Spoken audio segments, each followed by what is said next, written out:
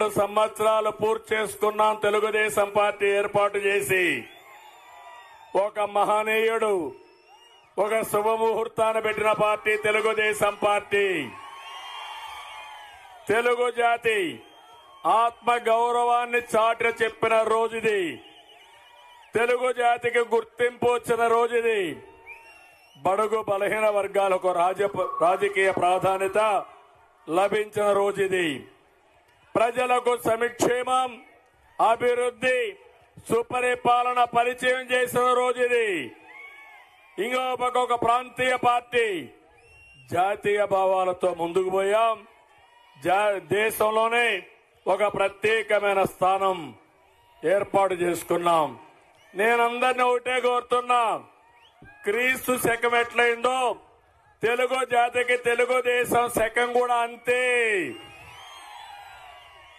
తెలుగుదేశం పూర్వం, తెలుగుదేశం తర్వాతని తెలుగు జాతి గుర్తుపెట్టుకునే రోజు. అలాంటి పవిత్రమైన రోజున బనగానేపల్లికి రావడం నా అదృష్టంగా నేను భావిస్తున్నా. ఇది ఈ రోజే కాదు, చరిత్రలో ఎప్పుడో గుర్తుండిపోయే రోజు. ఆ మహనీయుడు 42 సంవత్సరాల కంటే ముందు కూడు గుడ్డ ఇల్లు పేదవాడికి ఇవ్వాలని తెలుగుదేశం పార్టీని ఏర్పాటు చేశారు. అంత మునుపు బియ్యం తిన్నవారికి, కడుపు నిండా భోజనం లేని వారికి 2 రూపాయల కేజీ ఇచ్చిన ఘనత తెలుగుదేశం పార్టీది. అంతేకాదు, రైతులకు సాగునీరు ఇవ్వాలని ఒక యజ్ఞం మారిగా అనేక సాగునీటి ప్రాజెక్టులు తీసుకొచ్చి రాయలసీమకి మేలు జరగాలంటే కృష్ణా జలాలు రాయలసీమకు రావాలని ఒక ఆలోచన చేసిన మహనీయుడు యొక్క పార్టీ పుట్టిన రోజు ఇది. ఇంకో పక్క ఈ రోజు మీరు చూస్తున్నారు, అన్ని వర్గాలకు న్యాయం చేయాలనే సంకల్పం. పేదవాళ్లకు, వృద్ధులకి 35 రూపాయలతో పింఛను ప్రారంభించిన పార్టీ. ఇది కాకుండా వెనుకబడిన వర్గాల కోసం న్యాయం చేసిన పార్టీ. ఆర్థికంగా, సామాజికంగా అన్ని విషయాల్లో మమ్మల్ని ముందుకు తీసుకెళ్లాం. ఇంకో పక్కన మీరు ఒకసారి చూస్తే జాతీయ స్థాయిలో ఏ పార్టీకి దక్కని గౌరవం తెలుగుదేశం పార్టీకి దక్కింది.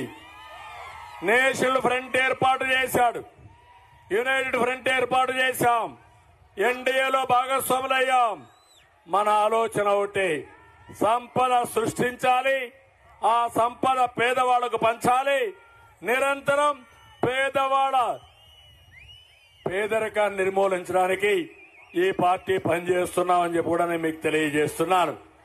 ఓసారి నాకు ఆనందం, ఒకసారి మీరు చూడండి, ఈ రోడ్లన్నీ బాగైనాయంటే నేషనల్ హైవేస్ అన్ని, దాంట్లో ప్రముఖ పాత్ర తెలుగుదేశం పార్టీదే. ఈ రోజు మీరందరూ టెక్నాలజీ వాడుతున్నారంటే, సెల్ ఫోన్లు వాడుతున్నారంటే అది కూడా తెలుగుదేశం పార్టీ చూపించిన చొరవే. ఈ రోజు పవర్ సెక్టర్ లో రిఫార్మ్స్ వచ్చాయంటే అది తీసుకొచ్చింది కూడా తెలుగుదేశం పార్టీనే. కడాన అవుకులో ఎక్కడైతే మీకు ఈరోజు కరెంట్ ఉత్పత్తి చేస్తున్నామో అవన్నీ మీరు చూస్తే అవన్నీ కూడా రావడానికి ఓర్వకల్లో కూడా 1000 మెగావాట్ల సోలార్ ఎనర్జీ వచ్చిందంటే అది తెలుగుదేశం పార్టీ దూరదృష్టి. ఇలాంటి అనేకమైన వినూత్నమైన కార్యక్రమాలతో ముందుకు పోయాం, సంపద సృష్టించాం. ఈ రోజు ఒకటి హామీ ఇస్తున్నా, ఆ రోజు 2020 విజన్ తయారు చేశాం. హైదరాబాద్ నగరాన్ని ప్రపంచంలోనే నెంబర్ 1 గా పటంలో పెట్టిన ఘనత తెలుగుదేశం పార్టీది. రాష్ట్రం విడిపోయింది, విడిపోయిన తర్వాత అనేకమైనటువంటి సమస్యలు వచ్చాయి. ఎప్పుడు సమస్యలు వచ్చినా సమస్యల నుంచి పరిష్కార మార్గం చూపించే బాధ్యత తెలుగుదేశం పార్టీ తీసుకున్నాం. ఈ రోజు మీరు చూడండి, నదుల అనుసంధానం చేయాలని పెద్ద ఎత్తున కార్యక్రమాలు చేశాం. పోలవరం 72% పూర్తి చేశాం.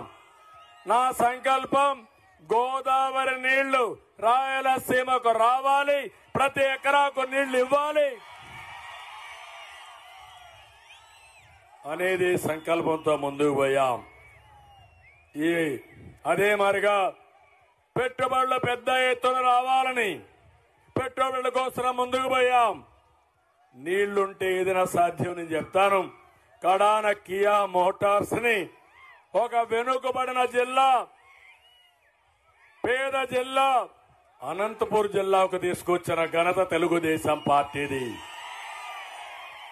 అమరావతి నిన్న కూడా మాట్లాడుతున్నాడు సైకో ముఖ్యమంత్రి. 3 రాజధానులు చేశాడంట. కర్నూలు రాజధాని అయిపోయిందా? అయిపోయిందా అని అడుగుతున్నా మిమ్మల్ని. అభివృద్ధి అయిపోయిందా అని అడుగుతున్నా మిమ్మల్ని. 3 ముక్కలు ఆటాడి 3 రాజధానుల పేరుతో అసలు రాజధాని లేకుండా చేసిన దుర్మార్గుడు, మన చిరునామా లేకుండా చేసిన వ్యక్తి ఈ వ్యక్తి. నేను ఎప్పుడో ఒకటి ఆలోచించేవారిని, అభివృద్ధి, సంక్షేమం, సంపద సృష్టించడం, వచ్చిన సంపద మళ్ళా ఈ పేదవాళ్లకు పంచాలనే కార్యక్రమంతో ముందుకు పోయాం. ఈ రోజు నేను ఒకటి ఆలోచిస్తున్నాను, పేదవాళ్ళందరికీ అండగా ఉంటాం. భవిష్యత్తులో ఏం చేసినా మీకోసమే పనిచేస్తా. నా పట్టుదల మీకు తెలుసు. విజయం సాధించే వరకు, పేదరికం లేని రాష్ట్రాన్ని తయారు చేసే వరకు మీకు అండగా తెలుగుదేశం పార్టీ ఉంటుంది. అది 42వ ఆవిర్భావ దినోత్సవం సందర్భంగా మీ అందరికీ తెలియజేస్తున్నా. నా కోరిక తెలుగు కమ్యూనిటీ ప్రపంచంలోనే గుర్తింపు రావాలి, తీసుకొస్తాం. అది జరుగుతుంది. నేను ఇప్పుడు మిమ్మల్ని అందరినీ ఒకే ఒక విషయం అడుగుతున్నా. ఈ రోజు నేను వచ్చాను ఇక్కడికి, బనగానపల్లికి వచ్చాను. ఏ తమ్ముళ్ళు బాగున్నారా? 5 ఏళ్ల పాలనలో ఎవరైనా బాగున్నారా అని మిమ్మల్ని అడుగుతున్నా. నిన్న అంటున్నాడు తెలుగుదేశం ఏం చేసిందని. 2014-19 నువ్వు మాట్లాడుతున్నావు, నేను సమాధానం ఇస్తా. నేను అడుగుతున్నా నిన్ని, ఈ వర్గం ఆ వర్గం ఏ వర్గం అని కాకుండా అందరూ నష్టపోయారా లేదా అని మిమ్మల్ని అడుగుతున్నా. అందరూ నష్టపోయి ఉంటే చెప్పండి, గట్టిగా చప్పట్లు కొట్టి నష్టపోయామని.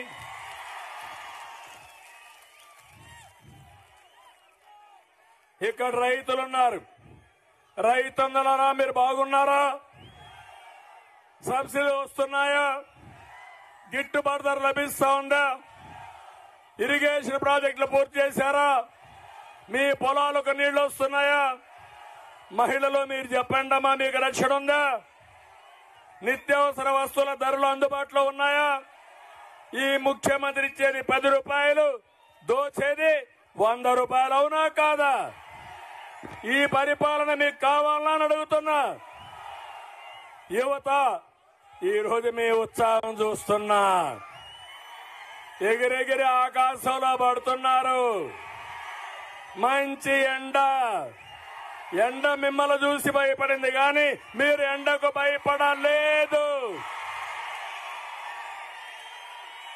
ఒక దృఢమైన సంకల్పంతో వచ్చారు. ఆ సంకల్పం ఫ్యాన్ ని చిత్తు చేసి ముక్కలుగా కొట్టేసి డస్ట్బిన్ లో పారేయాలని, అవునా కాదా? చెత్త కుండీలో ఫ్యాన్ పారేస్తే తప్ప మరెవ్వరికి భవిష్యత్తు లేదు. పెట్టుబడులు వచ్చాయా యువత? ఏమమ్మా, మీ అబ్బాయికి ఉద్యోగం వచ్చిందా? మీ అమ్మాయికి ఉద్యోగం వచ్చిందా? అందుకే నేను చూస్తున్నా, ఎక్కడ చూసినా యువ కిషోరాలు సింహ గర్జన చేయడానికి వచ్చారు. వీళ్లతో సమానంగా చిన్న పిల్లలు కూడా వస్తున్నారు.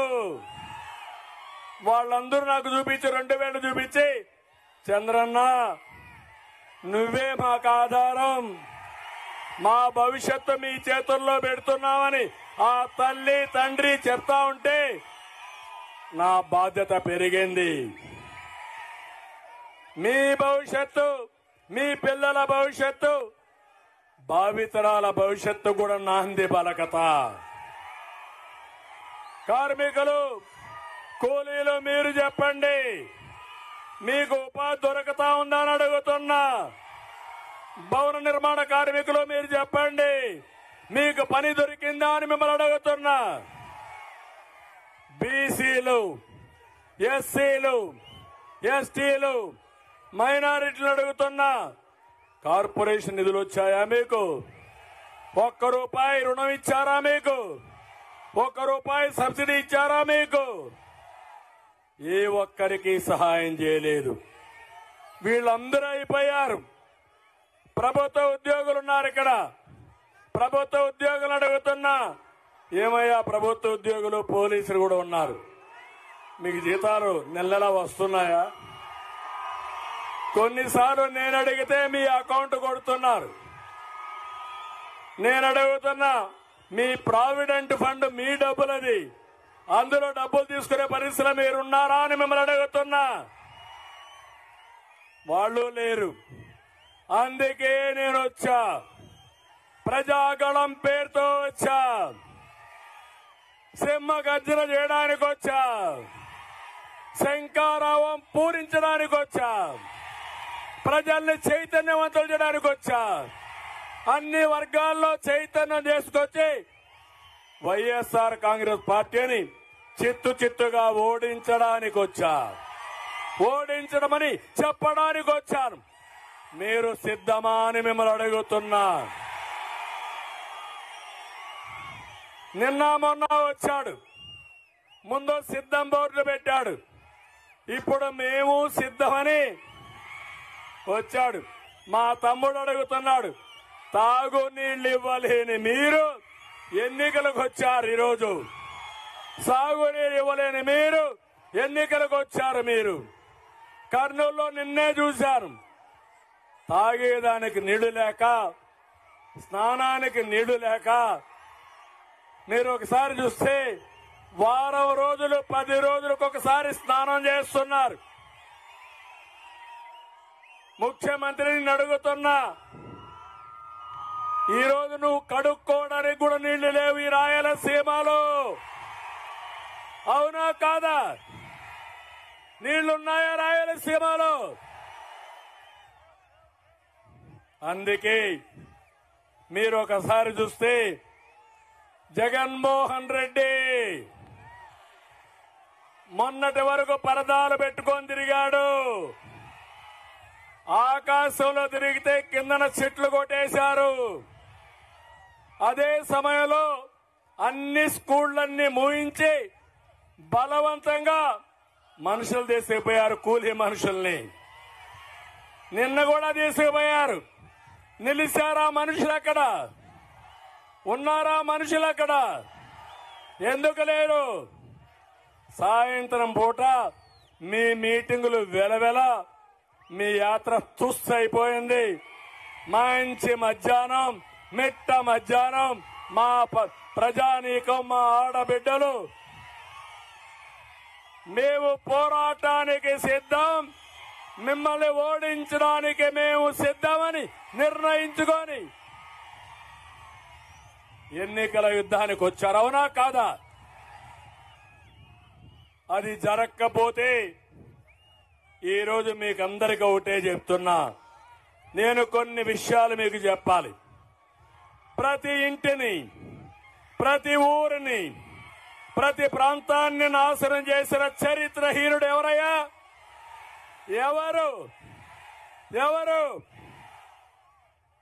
జగన్కు తెలిసిందే ఒకటే, రద్దులు, గుద్దులు, బొక్కుడు, నొక్కుడు, కూల్చివేతలు, దాడులు, కేసులు. అంతేనా? ఎన్నికల ముందేం చెప్పావు? ఇంటింటికి వచ్చావు, తల మీద చేయి పెట్టావు, బుగ్గలు నిమిరావు, ముద్దులు పెట్టావు, ఒక్క ఛాన్స్ అన్నావు. తండ్రి లేని బిడ్డ అన్నావు, చిన్నాన్న చంపేశావు.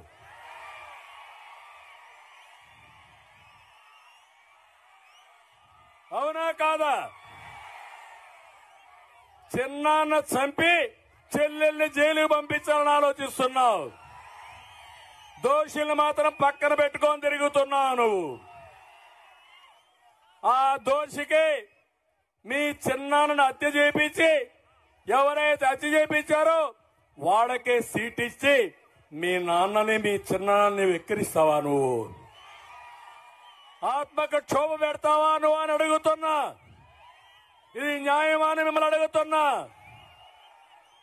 అందుకే తమ్ముళ్ళు, మన జిల్లాను తీసుకుందాం, ఉమ్మడి కర్నూలు జిల్లాను తీసుకుందాం. ఈరోజు ఉమ్మడి కర్నూలు జిల్లా చూస్తే అతనేం చేశాడో నేనేం చేశానో ఒక్కసారి మీరు ఆలోచించుకోండి. ఈరోజు మీరు చూస్తే జైన్ ఇరిగేషన్ ప్రాజెక్టు మా తమ్ముడు చెప్తున్నారు, బాబాయి గొడ్డలి వేటు ఎన్నికల కోసరం, సానుభూతి కోసరం, కోడి కత్తి డ్రామా, ఇప్పుడు కంటైనర్లు అవినీతి డబ్బులు, తాడేపల్లి ప్యాలెస్ నుంచి డబ్బులన్నీ కూడా కంటైనర్లు పోతా ఉంటే ఒక ఆయన అంటాడు, ఎందుకు వచ్చింది కంటైనర్ అంటే వంట సామాగ్రి తీసుకుపోవడానికని. ఇంకొక ఆయన అంటాడు, ఆ ఇంటికి ఎందుకు వచ్చిందంటే ఫర్నిచర్ ఇంటికి తీసుకురావడానికి. నేను అడుగుతున్నా, ఈ రెండు కాదు, మద్యంలో దొంగిలించిన డబ్బుల్ని, ఇసుకలో మెక్కిన డబ్బుల్ని, అడ్డదుడ్డంగా సంపాదించిన డబ్బుల్ని పోలీసుల సహకారంతో కంటైనర్లో పెట్టి మీ ఓట్లు కొనాలనుకుంటున్నారు. మిమ్మల్ని ఫుల్ గా తాగిచ్చి మభ్య పెట్టాలని ఆలోచిస్తున్నారు. నేను అడుగుతున్నా, నిన్న నంద్యాలలో మీటింగ్ పెట్టారా లేదా? 10 కోట్ల రూపాయలు ఒక బస్సులకే ఖర్చు పెట్టారు. వచ్చారు బలవంతంగా. ఎవరు వచ్చారు? డాక్రా సంఘాలే. ఒక్కరు కూడా బస్ దిగల. పాపం పోలీసులకి ఇప్పుడు కూడా తిప్పలు తప్పలేదు. పోవద్దని అడ్డం పడితే కాళ్లు పట్టుకుంటే కాదు మేము వెళ్లిపోతామని రాష్ట్రం కోసం ఎదురిగారు వీర మహిళలు. మన మీటింగ్ నేను చూస్తున్నా, ఇప్పటికి 7వ మీటింగ్ ఇది. మధ్యాహ్నం పెడుతున్నా, 3 గంటలకు పెడుతున్నా. ఎప్పుడు పెట్టినా మేము సిద్ధం యుద్ధానికి. తాడో పేడో తేల్చుకుంటాం. తేల్చుకోకపోతే మాకు భవిష్యత్తు లేని మా తమ్ముళ్ళు వీరోచితంగా ముందుకొచ్చారు. మా తమ్ముడు తెచ్చి చూపిస్తున్నాడు క్వార్టర్ బాటిల్. తమ్ముళ్ళు, ఇంటింటిలో ఇదే బాధ. ఆ క్వార్టర్ బాటిల్ చూస్తే మీకు గుర్తొచ్చేది జగన్మోహన్ రెడ్డి దోపిడీ.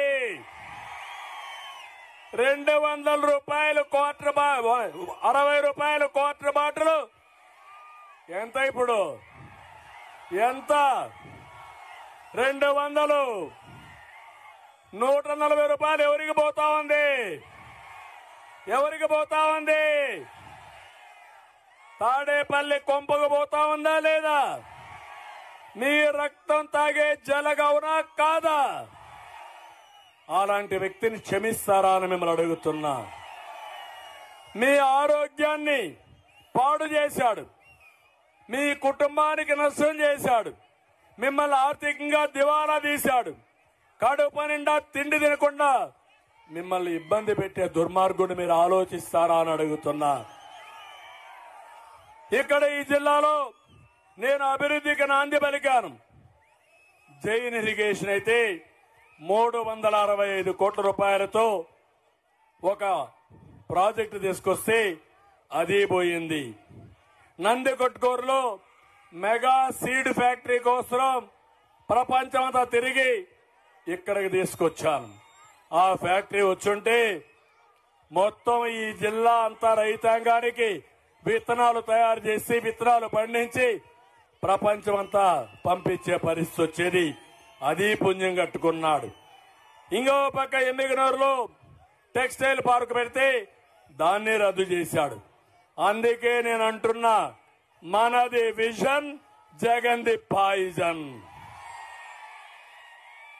నాశనం చేయడంలో దిట్ట ఇతను. కర్నూలులో ఓర్వకల్లో 90 కోట్ల రూపాయలతో విమానాశ్రయం నేనే కట్టా, నేనే ఇనాగరేట్ చేశా. దుర్మార్గుడు చురుబ్బను కట్ చేస్తాడు, జనార్దన్ రెడ్డి సాక్షి.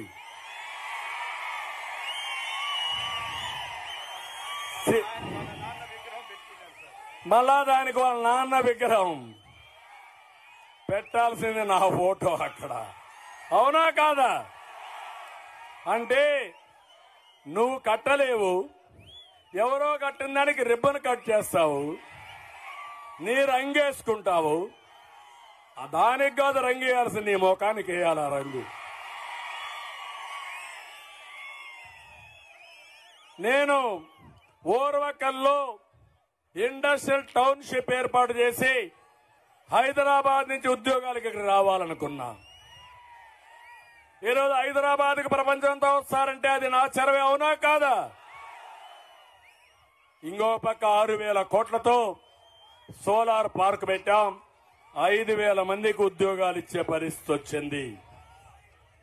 నేను అడుగుతున్నా, ఈరోజు